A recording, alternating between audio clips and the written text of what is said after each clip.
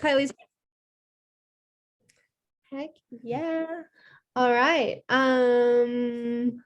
Cool. So it looks like we've got some people on the call. This is exciting. Zoe and TJ are out for the week.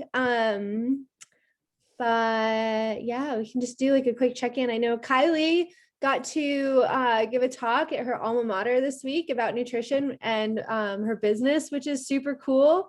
So congratulations, Kylee. That's a big deal. Do you want to talk about that at all? Do you want to, like, I just want to give you all the shout outs mostly because I saw it and I was like, that's amazing. No, it was just something that I agreed to do.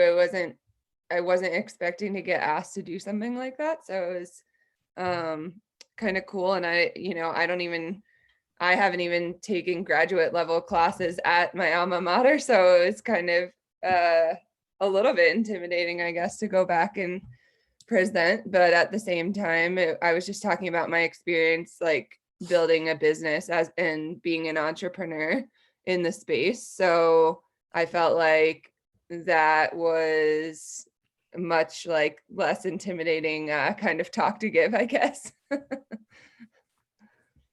That's so cool though. I feel like I don't know, from the time we were like in undergrad or like, getting our first degrees, just like, it seems so long ago, but like the amount that you've applied it to your life and to your business is just like mind blowing to me. So when I was super pumped when I saw that. Well, my first degree, I didn't. So, I mean, I was a pre-veterinary major. So that's just applied to my dogs now. I didn't know that. That's so cool. Yeah. Sweet. Well, for the training questions there, I'm glad Kylie's here. There's a couple nutrition questions in here that I'm super interested in. So if anyone has any questions, if any of the athletes, you guys have any questions as we kind of go through these, feel free to unmute yourself and ask. Like, this is a community group participation conversation. So if you have anything to add, go ahead and, unmute yourself or throw it in the chat box and we'll kind of read from there. But yeah, let's get into this. So the first question, is it still important and beneficial to use an electrolyte drink for long runs in the winter when you may not be sweating as much? I'm going to defer to Kylee on this one. So I think it always depends. These are the answers that I give whenever talking about nutrition, but it depends on the duration of the run that you're doing, first off. So I don't really recommend that, or I don't think people really need electrolyte supplements in runs that are less than an hour. But anything over an hour, then that's where you can kind of ask yourself what the conditions are and whether you need an electrolyte supplement, keeping in mind that the longer the run or training session is, it doesn't even have to be running. Electrolytes, especially sodium, are going to play a key role in utilization of carbohydrate in the small intestine, and you are still sweating in the winter. So you're sweating in the winter, and then there's a couple of other things. The air's drier, so you end up actually needing to like lose more sweat due to like having to moisturize the air. So there's a number of things going on that you are still losing electrolyte. And so I would say maybe not as much electrolyte, but anything over an hour to 90 minutes, I'd still consider using some kind of electrolyte supplement. And when the normal range is like 250 to 500 milligrams of sodium intake per hour, you want to think about like whether you are somebody that's a salty sweater or not. So if you feel like you have salt crystals on you and you are a salty sweater, then maybe you might be more at the intake of 400 to 500 milligrams per hour. And then if it is the winter and it's, snowy, cold, you could be at like 400. So the lower end of your like personal range. Now, if you've had like a sweat test done, you can dial that in even more. So you can aim for about replacement of 75% of your losses per hour. And again, like you could maybe have a range for yourself to get in that sodium, and then you might go for that lower end of the range, but you still need some, is the point. So hopefully that kind of gives a little bit of context. I think it's a I pretty have kinda common like the misconception opposite. that people don't sweat in the winter time. Maybe it's just the perception isn't there because in the summer we're maybe wearing less clothing, so you see a lot more of it. But Kylee, absolutely right that yes, you sweat a lot in the winter time too. It's just maybe absorbed in your clothes. You don't feel it or see it the way you did in the summertime. Yeah, and you bring up a good point that typically in the wintertime we're wearing more clothing, and so that is going to induce that sweating response as well. And you can notice that. I mean, I always notice it when I get back from a run and I like sit in my wet clothes, and then I'm like, oh yeah, I sweated a lot actually because I'm freezing right now. So I had kind of like the opposite question, which is I don't love water. But noon I will drink. But is it like bad to drink electrolytes all the time, even if I like don't need them? If I'm not, like on those days I'm not hitting 60 minutes, is it like bad to be housing noon all day? You mean during your run or throughout your day? Throughout my day. So I think that is gonna depend on if you're somebody that, and this is random kind of, but if you're somebody that has a propensity for high blood pressure, I wouldn't recommend doing that. Because excess sodium can raise your blood pressure. And I would say it's probably, and how much of it are you doing? If it's just like 1 noon tab per day, then that might not be that big of a deal. But if you are popping like 4 or 5 of those, then that might be because on the opposite end of the spectrum, we're taking in the electrolytes, and the electrolytes have a role in fluid balance as well as like the different processes going into the body. So if you throw that out of whack by doing too many electrolytes, that can also have a host of symptoms. However, like again, 1 noon tab a day is probably not going to do that much. But if you are doing a lot of them, because you're like, oh, I don't, say you're drinking like 3 Nalgene's a day and you put noon tabs in there, I don't know if you necessarily need that. And I'd recommend then maybe you do like fruit infusion water or something like that, or like iced herbal tea or something, trying to maybe mix it up in another way versus using electrolyte. Yeah, I agree. I think that that's super interesting too. The idea of like adding a tea bag instead of a noon tablet, or adding like a lot of times if I don't know what it is, but after like really hard runs, I crave super sugary drinks, and I want juice and I want it now. And if I go into a gas station or a grocery store, I leave with like 4 bottles of like whatever, So yeah, I don't know, if I'm home and can like function properly, and like, I'll smash some like blueberries or throw in, a tea bag or something. But Drew actually brought up another point that's on a similar topic. And I think that this is important if you're a heavy sweater. Kylee, what are your thoughts on pre and post run weigh-ins to determine water loss and therefore like how much you need to replenish? So this is it's a basic strategy that you can use to try and get a sweat lot or sweat rate, and trying to determine how much fluid you should be taking in per hour and then replacing afterwards. The problem with it is, number one, in order to do the test properly, you need to do it in similar conditions for like at least 3 runs. And you would want to do it for an hour long. So pre and post run, you want to do it for an hour because then that's your losses per hour. The other thing though to consider is that there is a slight inaccuracy because there's some glycogen loss when you're running. So again, like your pace is going to determine like how much glycogen you're going to lose, and the humidity outside and the weather is going to determine your fluid loss. So it is a basic way. Like I oftentimes will recommend athletes do it maybe in the summer and then one in the winter, and then you take the average of the 3 for your losses for the summer and the winter, and then you have 2 different sweat rates. Because again, like you are you're sweating in the winter, it might not be quite as much as the summer. So yeah, you'll probably have two slightly different sweat rates.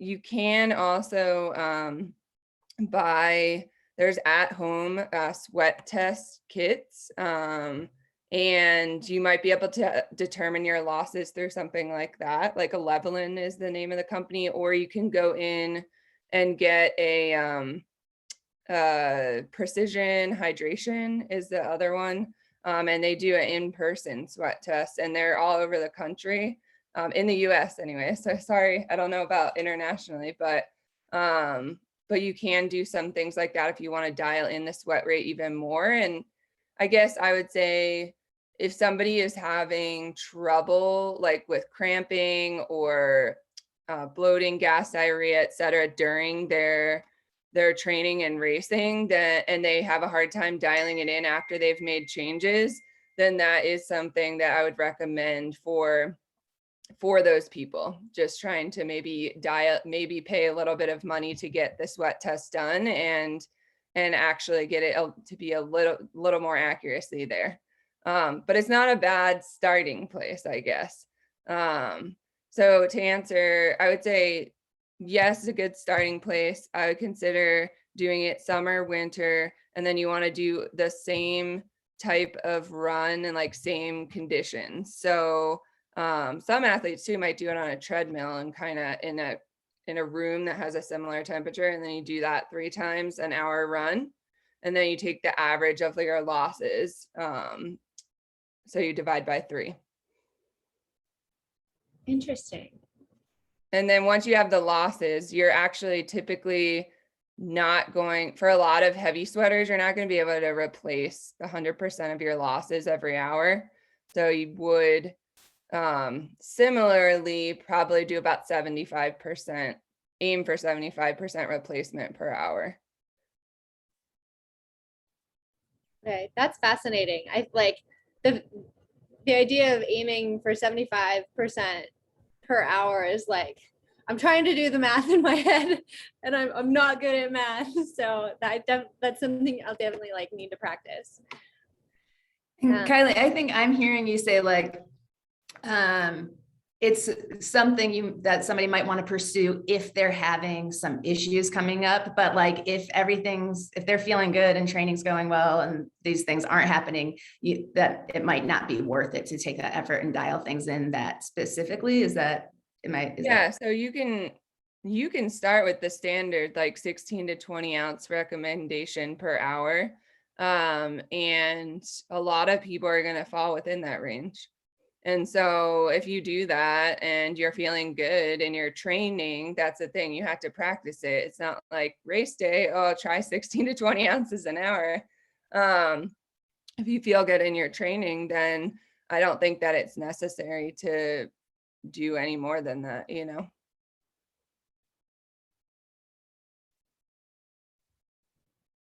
I see a question from Doris. Hi, Doris. Doris and I have been working together a little bit. On the flip side, but related to water intake during a long run, do I need to watch how often I get rid of water, as in how often I pee? Yeah, actually, that is a good point. You know, the 16 to 20 ounces is a starting place per hour, but some people might need less than that. And a way to kind of gauge whether you're getting in too much fluid per hour would be looking at how often you're going to the bathroom, as well as like a sloshy stomach can sometimes be too much hydration or water intake per hour. It could also be electrolyte related though, so it could get like a little complicated there, but I've seen some athletes do better at like 10 to 12 ounces of intake per hour. So some people have a pretty low sweat rate. That doesn't mean you don't want to take anything in, but yeah, that is an indicator essentially that you might be taking in too much for your particular body per hour.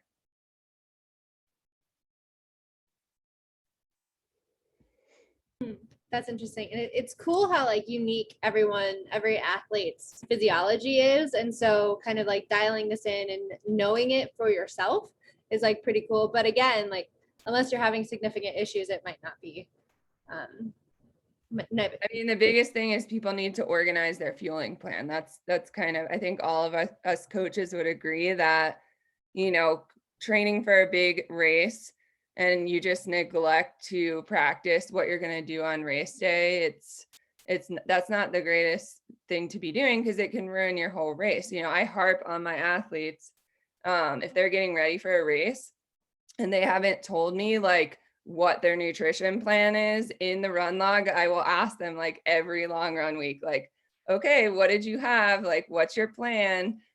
Because in the past, I've had a couple athletes that I wasn't doing that with, and then it did end up, nutrition actually ruined their race. And it was really sad, because I'm like, I'm a dietitian, and it was really sad because I didn't get on their case about it. So I started like asking my athletes like constantly, like, can you tell me what your plan is? How's it working? You know?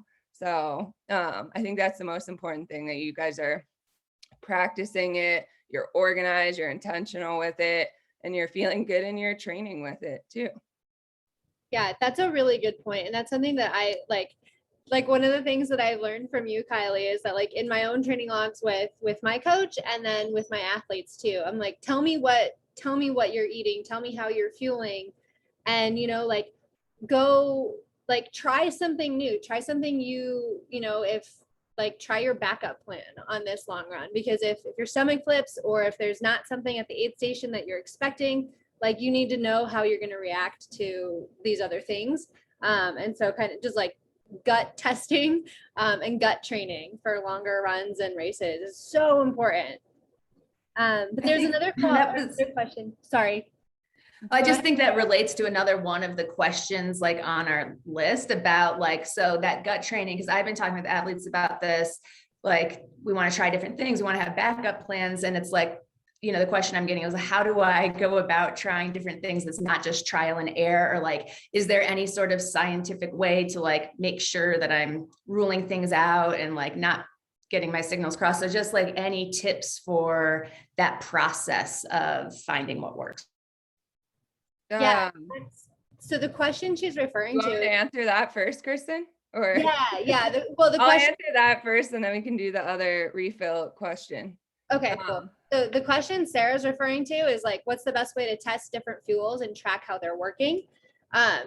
Just so like if anyone's looking for this later, they can find it. Oh yeah. Go ahead, Kylee. So normally what I say is to first off, if you've got like a hydration mix that you're planning on using, think about this as like maybe a add and subtract process. So I would do like maybe a shorter run and do the hydration mix and like kind of just practice that on like maybe a 90-minute run, see how your gut reacts to that.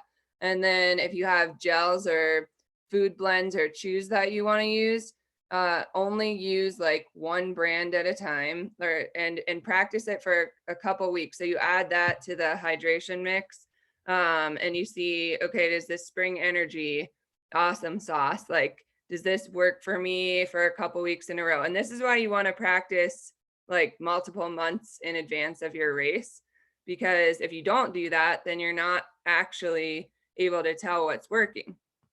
So you would do like the Spring Energy gel, and then maybe you determine, oh, I didn't feel so good with that Spring Energy gel. Maybe I'm going to take that one out. I'm going to try Cliff Blocks and add that in.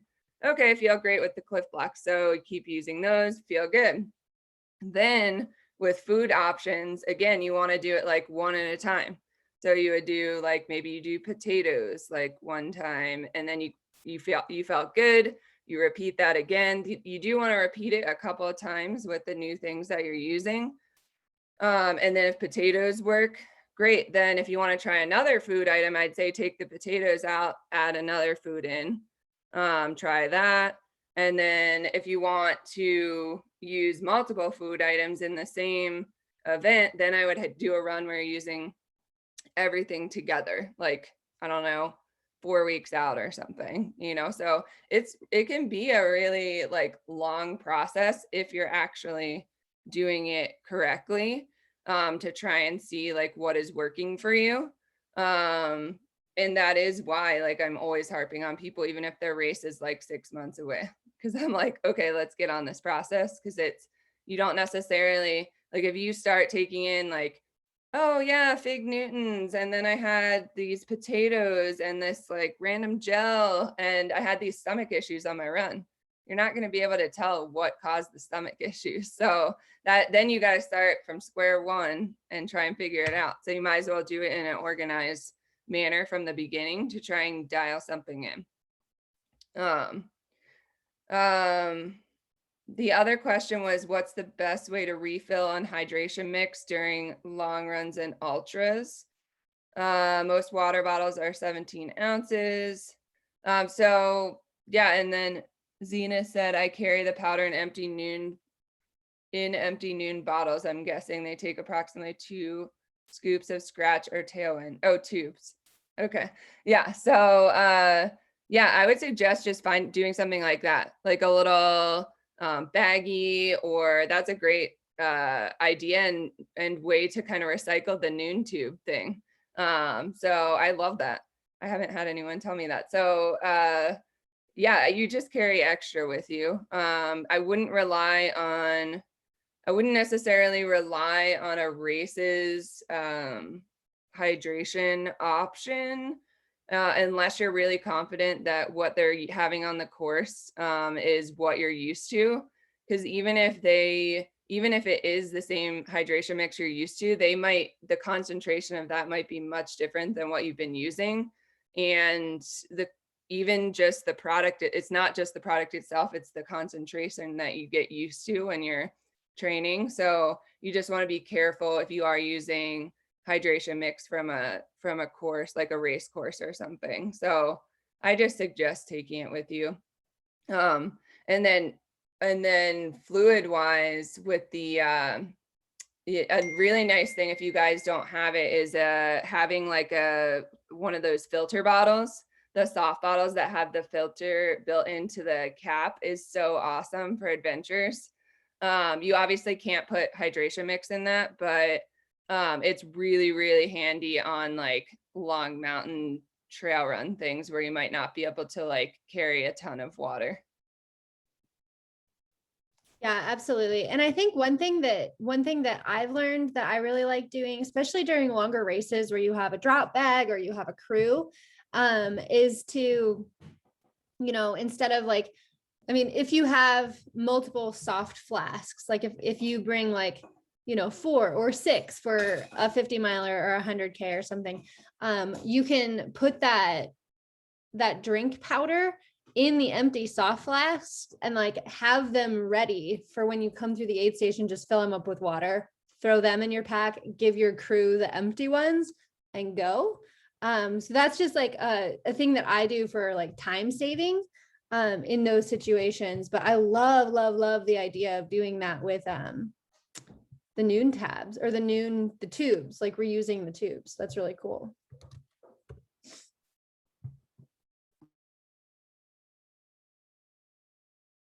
I want to Cool. reemphasize Kylie's point about testing nutrition, not just on your long runs.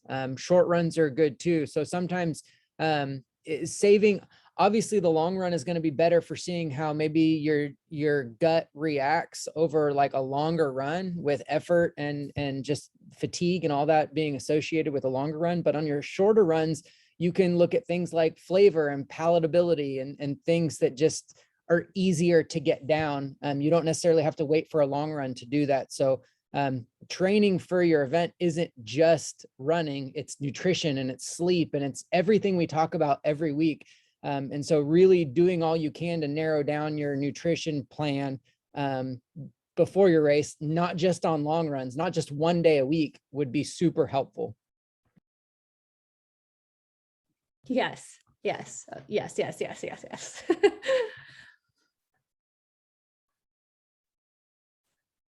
So I think kind of like staying in this similar vein, but maybe flipping it on its head a little bit, fueling during periods of reduced training intensity.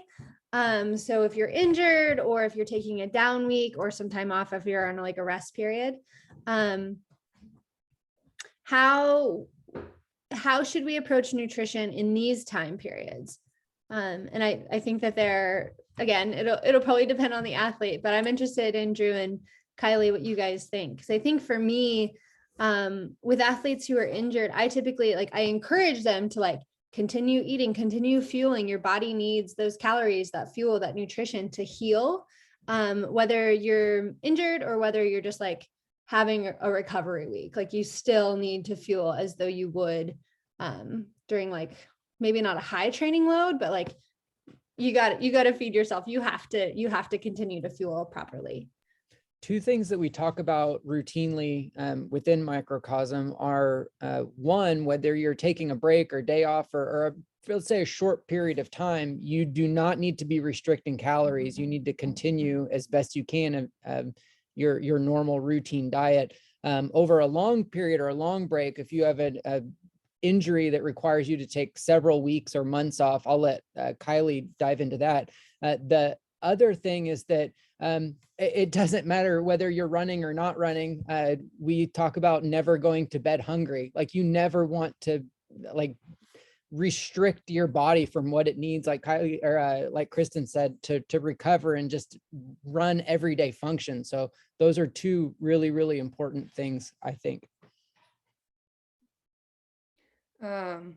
Yeah, this can get into a very long discussion, but I think that if somebody is injured, this can get into the idea of periodized nutrition. So essentially thinking about your nutrition through different phases of your training or different things that you're experiencing. Now, you do need to consider, if someone's injured, are they still cross training? Because if you're cross training, you still are going to need proper energy intake.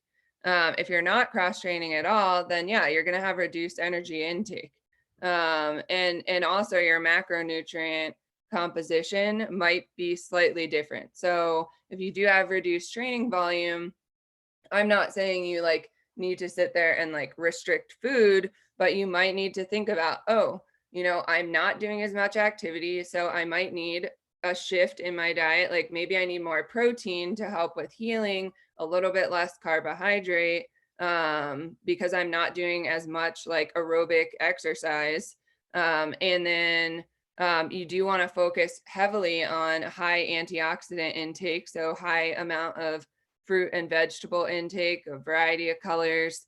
And then I really like my injured athletes to focus on that micronutrient intake as well, in regards to spices and herbs.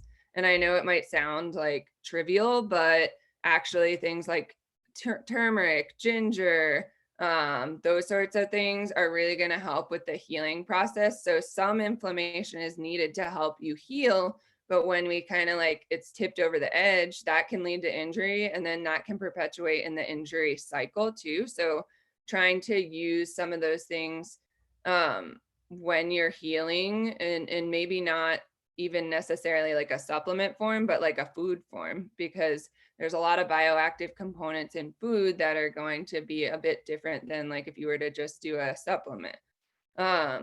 One supplement, so injury specific wise, emphasis on protein. You can emphasize fruits, vegetables, spices, and then consider something maybe an omega-3 supplement to help balance out inflammation as well. Depending on the injury, you might want to, if it's a ligament or tendon injury, a collagen supplement might be beneficial as well. And then thinking about utilization of things like tart cherry or pomegranate juice can be helpful because they are high antioxidant content too. So utilizing food as the main source to kind of help you with recovery, and then picking and choosing supplementation depending on maybe the injury that you're experiencing. But yes, I mean, if you really want to get into it, I would say a shift in macronutrients would be warranted carbohydrate, a little bit less carbohydrate, a little bit more protein during when someone is injured and maybe not doing as much training. Yeah, I think that's super interesting because it's so dependent on the athlete, but getting things in like a multivitamin and like focusing on, turmeric and ginger, like those things are so important and like actually make a huge difference. So that's cool. That's a question that I've been interested in too. And I guess the biggest thing, one thing I'll say that I didn't mention is, to echo what Drew said, like, you don't want to get in the mindset though, because I'm not training as much, I don't need food. Like that on the opposite end of the spectrum, like you can't just heal the body without having any nutrition either. So you still need these important like building blocks to rebuild your body. So restriction is not the answer either. We're talking about shifting macronutrients, not necessarily like eliminating macronutrients. So I see a lot of athletes like completely cut out carbohydrates, which is not an appropriate response, or cut their food intake in half, which is not an appropriate response. So I just want to echo Drew on that because it is an important thing. And I see it with a lot of endurance athletes when they get injured. Yeah, thank you so much for clarifying there. I love that.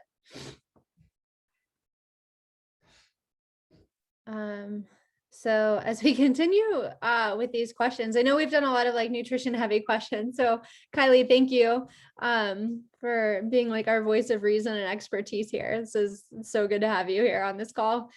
One question is more related to the topic of wellness. An athlete wrote in and said, I've noticed over the past few months that I haven't been recovering as well from my workouts. My coach asked if there's been any changes to my routine or stress load at work, and it led to some deep thinking. I do think work is starting to contribute to my lack of recovery. My baseline stress is just higher. What should I do? And this kind of goes back to the thing that we talk about at Microcosm a lot, where like stress is stress, and your body doesn't know how many miles you're running every week. It knows stress and it adapts and adjusts accordingly. So this could have implications from everything to like nutrition or protein intake to backing off mileage and trying to find like a life balance. But I'm interested if like Drew or Kylee, do you guys have any advice in this realm? This is a tough question. I wish that Sarah were here to help answer it. But like you said, stress is stress. So I would hope that the person that asked this question, that their work stress doesn't like continue to build and climb, therefore maybe reducing the amount of stress they're able to put on their body with other things like running. But finding ways to cope with stress at home, with diet and with running. Man, that's a tough one. That's a tough question.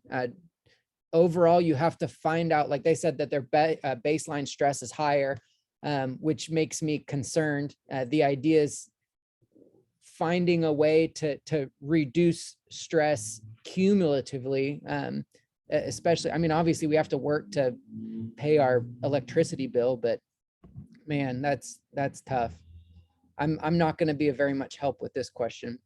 Yeah, I think in situations like this, like it's really good to have a therapist or someone you can talk to, someone you can like bounce these ideas and feelings off of. And we've talked a lot about BetterHelp or Talkspace.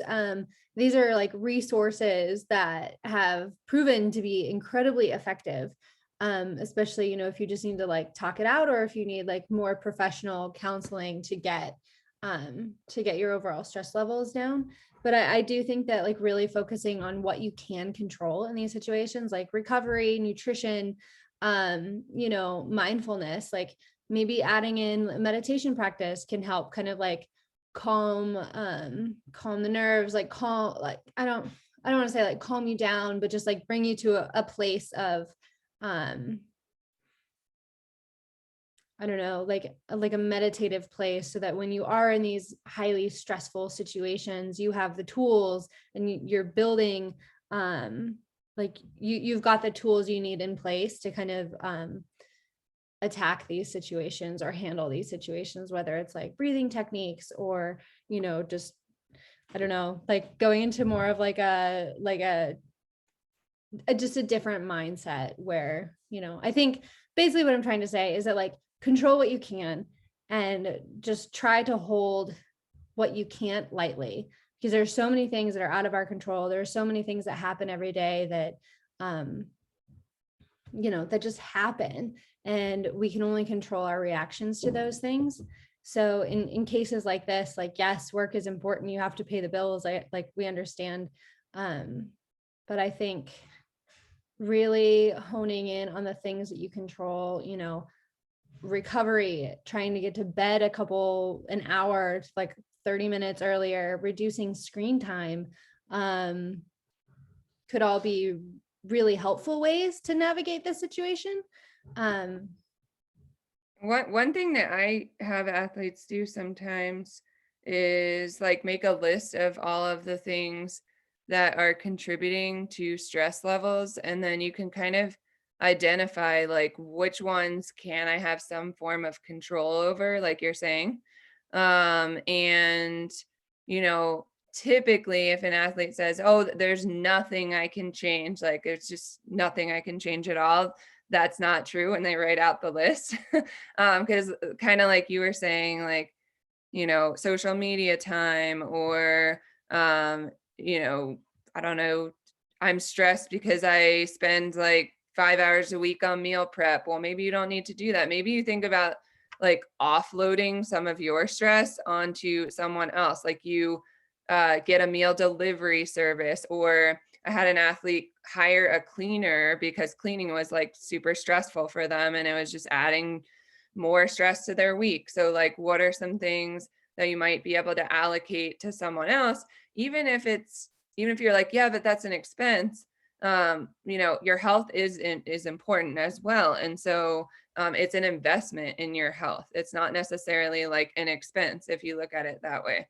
So trying to think about like, what are some of these things that maybe someone else can help me with, and being okay with like asking for help too, because I find that sometimes athletes are like they want to do everything themselves, but really like getting someone else's perspective or help can be a really nice way to kind of offload some of that. You do make a good point about therapy, like having someone to chat with therapy wise is a really good option.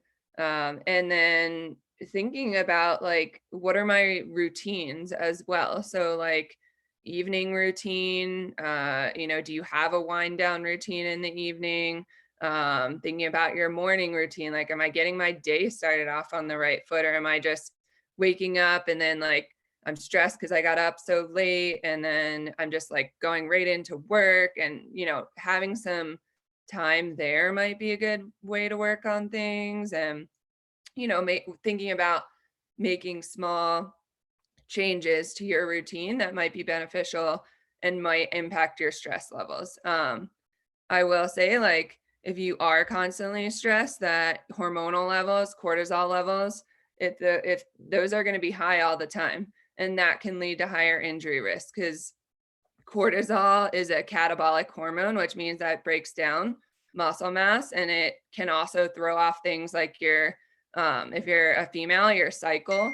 It can also throw off testosterone levels, make testosterone lower. So all those things are really important for making sure that you're able to actually complete the training, adapt to training stress, and those sorts of things. So remembering that, yeah, like this whole cortisol thing can play a big role in my ability to even be able to achieve these running goals that I have. So trying to lower that cortisol level as much as possible. Yeah, I love what you said too about like not being ashamed or afraid to ask for help, because I think that, like, if you if you just have like a really busy day and you ask your partner, like, hey, can you do the dishes? Can you do the laundry? Like, I don't have time to do this today. And, or even if you do have time, like if the thought of it stresses you out, try to offload that and just really advocate for your mental health, because it's important and it affects everything in your life, from running to your job to how you interact with your friends and family. So being able to ask for help is really important. That could be help from your employer too. I work at a place where I manage a couple dozen people, and I would love for, if they were feeling stressors at work that were impacting them personally, I would love for them to come to me to talk about it. And I know that not everyone feels like they can do that, but I think you'd be surprised how many employers would like to hear from you and see how you're doing. I assume most of our employers value us and our work, and that's part of it.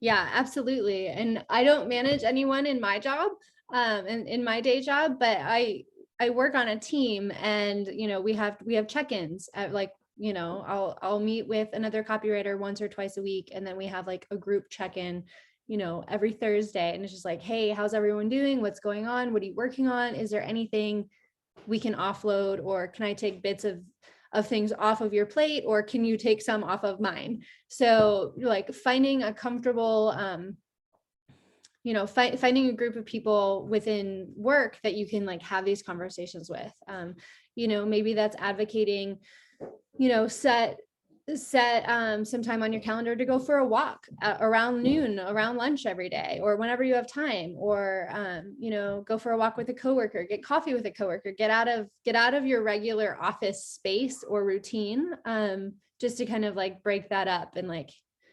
yeah, advocate for your mental health I think is just the most important thing you can do. And I know that it's hard. I've worked in situations before where, you know, when I would leave to go for a run, they'd be like, oh, Kristen's not working as hard as everyone because she has time to go for a run. And it just wasn't true. You know, it's like I would get to the office at 6 a.m. I would leave at 11 p.m. So at 2 p.m. every day I was going for a run.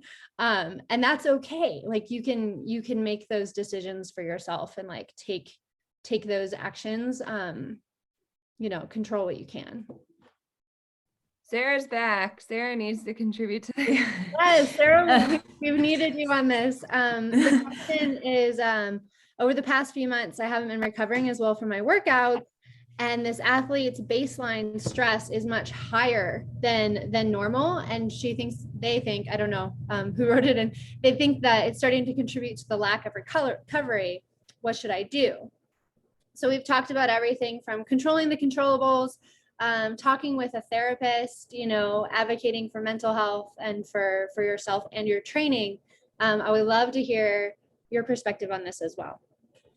Yeah, I think a great place to start is just like taking a look at the situation and seeing like, you know, asking some questions like, is this a temporary stress? Like, is this a project that I know is like going to last 3 months and it's like a stressful time of year, and this is, you know, something that I can plan around? Or is this like, this work is just always like this, I'm just realizing that this stress is here. And so like trying to, you know, ascertain if it's going to be like a temporary thing, or if this is a stress that's part of your life now. Right. And so if it is yes, we can talk to our employers and things like that, but right, like the reality of the world being what it is, most people right now are overworked. Most companies are understaffed. Most people are getting responsibilities on their plates that are not like what they're used to doing because companies don't have other employees to hand things off to, right? And so even though you might get some validation and normalization from your employer, there's a chance that they might not be able to reduce your workload or whatever that is, right? Which could be okay, but there's that acceptance piece that we talk about a little bit. And so like, if this is a stress that is going to remain in your life for some time, and you like this job and that's a stress that you are accepting, then it's how do we fit this kind of stress in my life, right? Like this stress is there and we can work on balancing, you know, all the stress reduction techniques and things like that, but also like there are stressors in our lives, right? And if you're seeing that impacts your running, then maybe it's a good time to think about looking at your goals and like, is this the right time to have these certain goals? Because this work stress is the stress. We can't make it go away, right? So that doesn't mean we give up running or we give up our goals, but we might take a look at some timelines. We might think about, if I know that this is tax season and I work in the tax world, this is a really stressful period of time, but come May, things will be less stressful, then maybe I look at my training and ask my coach to look at my training like that right now. Or I say like, I think it's important to ask yourself the really hard questions of like, are the goals that I'm working toward, is my body able to support them? Are the other things in my life able to support them? And sometimes we have to reevaluate our goals. Like that acceptance piece can be really hard. But yeah, I think we want to work on reducing the stress in other areas, but we also can look at, is running filling me up right now? Like, does this goal make sense with everything else that's happening in life? Which I know like people don't want to hear. Maybe that's like like not the right thing, but like, I'm not going to say go quit your job to get rid of that stress, right? Like this is the stress that we have to work with. And that means looking at all the other parts of our life. Absolutely. And I think to that point, Sarah, I think a lot of athletes too, like having this stress and needing to reevaluate your goals or your timeline, that's not failure. And so I don't want athletes to think of it like that. And this really makes me think of something that Candace Burt posted on social media this week, where she said, most people can't handle failure. They blame themselves, they retreat, they give up. Be the person who keeps going even when it seems impossible, because failure isn't really failure unless you give up. And then she had also posted something about, how reframing a timeline isn't failure. So if you have a goal to run a 4-hour marathon and in that marathon, things start falling apart, it's not a failure to run a 4:15, a 4:30, a 7-hour marathon. Like you're not giving up, you're just adjusting your timeline. And I think applying what Sarah said here to that and like that to what Sarah said is just so perfect, because it's easy to give up. It's easy to feel disheartened when things don't go according to plan in a certain timeline, like things aren't as chronological as you'd like them to be. But it's not failure unless you give up. So, adapting and adjusting is something that like, that's why you have coaches and you can talk to us about your schedules and your stress, and we can adjust your training log and kind of work with you there. But, don't blame yourself, don't retreat, don't give up. This community is so incredible and so important for situations like this specifically. So yeah, if you ever have any like high amount of stress loads, reach out to your coach, talk to us. We can help adjust the training plan to like try to find a balance. But the other thing too that I think is important is like the tendency to resist. So like when I talk about acceptance, like that's the opposite of resistance. And so what resistance might look like in this situation is I'm feeling really stressed in running and I'm feeling really stressed at work and I don't want to feel the stress and I wish I wasn't feeling the stress. And then tomorrow I'm feeling the stress at work and I'm feeling the stress in running and I don't want to feel the stress. And acceptance, moving towards acceptance, is saying, I'm feeling the stress. Let me sit with it and see like where that stress is coming from. Is it stress that I'm feeling from myself? Is this stress from my employer? Is this stress from a client? Is there anything that I can let go? It's like actually reflecting and responding to the stress instead of just hating that you're feeling stressed and not like wanting, like these questions about things like talking to your boss or things about like thinking about your running calendar for the year, like that, those reflections can be painful and sad and lead to us making decisions that we don't want to lead to. So instead of thinking about them, we just keep moving forward. And then, we get injured or we drop the ball on a project or something big ends up happening because we never took the time to address it ourselves and we were like forced into addressing it. So, you know, when these signs are coming up, your body is letting you know, hey, something is out of whack here, and we need you to take the time to figure out what that is.